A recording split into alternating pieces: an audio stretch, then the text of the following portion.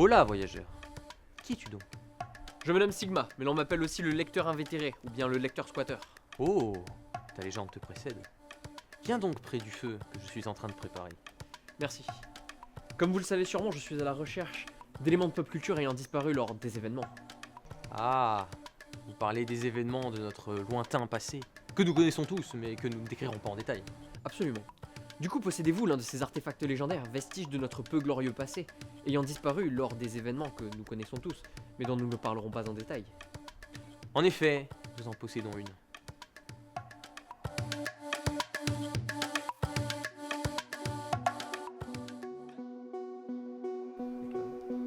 Vous pourrez en extraire son savoir.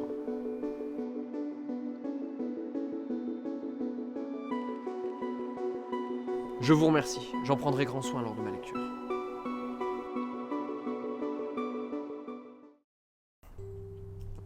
C'est de toi dont tout le monde parle? C'est bien possible. C'est bien ce que tu lis? Oui, c'est vraiment très bien. Ça parle de quoi? Attends, je vais te raconter. Après que les humains ont fini de ravager notre bonne vieille Gaïa, les humains fortunés ont quitté la Terre pour aller vivre sur Mars. Les humains restants devant attendre qu'ils reviennent pour les y emmener à leur tour. Au fil des générations, les colons ne revenant pas les chercher, un culte s'est mis à leur être voué sur Terre pour préparer leur retour.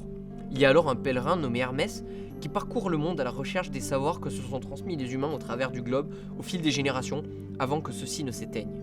D'accord, c'est une très belle histoire, en plus ça a l'air joli. C'est vrai, les graphismes sont simples, mais ils sont très jolis. Les graphismes sont toujours très jolis. La technique de brou de noix utilisée dans Roi Ours a l'air d'avoir changé. Est-ce le style, la méthode, la technique, ou ma vision de Benet qui me donne cette impression? Je ne sais pas. C'est bien, mais du coup, pourquoi est-ce que tu lis tout ça? Eh bien, j'essaie de lire et de voir le plus d'œuvres de pop culture possible, afin de pouvoir faire vivre et perdurer le plus longtemps que possible le plus grand nombre d'œuvres. Et vous les avez presque toutes lues? Oh là, loin de là. Mais toutes celles que j'aurai lues me permettront de partager leur vision et leur invitation à la réflexion sur nous, le monde qui nous entoure et la société entre autres. D'accord, et dans le culte de Mars, c'est quoi la vision qui nous est proposée? Alors, traiter de tous les aspects et sujets abordés par l'œuvre n'est pas chose aisée. Elle fait partie de ces œuvres courtes, mais particulièrement riches en thèmes à aborder. Par exemple, elle traite de la discrimination, de l'écologie, naturellement du rêve des hommes d'aller conquérir Mars, ou encore des inégalités sociales, etc. Mais si je ne devais te parler que d'un seul sujet, je pense que son sujet principal est le rapport au savoir et à sa transmission. En effet, le personnage principal accumule le plus de savoir possible sans avoir de but. Le savoir est une fin en soi pour lui, et ce sous toutes ses formes. Il cherche à savoir, mais surtout, il cherche à transmettre. Et c'est ainsi que, selon moi, l'œuvre critique l'obscurantisme, et ce sous toutes ses formes. Attention, spoiler. Non, rien. Un vieux réflexe. Le personnage principal se retrouve face à deux communautés qui se font face. Et elles sont toutes deux empêtrées dans leurs croyances. L'une sur sa religion basée sur les ancêtres partis sur Mars, l'autre basée sur la science et ses promesses d'avenir, qu'ils essaient de concrétiser, mais en réalité sont vaines. Surtout, les deux camps refusent d'accepter ce qu'on leur explique dès lors qu'il entre en contradiction avec ce qu'ils croient. Et c'est particulièrement cocasse quand ce refus d'ouverture vient du camp censé représenter la science.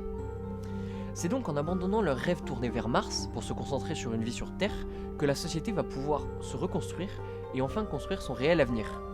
C'est un beau message et peut-être même un pied de nez à tous ceux qui ne rêvent que de quitter notre planète qu'on a gangrénée sans même vouloir d'abord résoudre les problèmes de celle-ci. Voilà, j'espère que toutes ces explications t'ont plu. Maintenant, il me faut partir afin d'aller découvrir de nouvelles œuvres à partager et pouvoir les offrir au monde entier.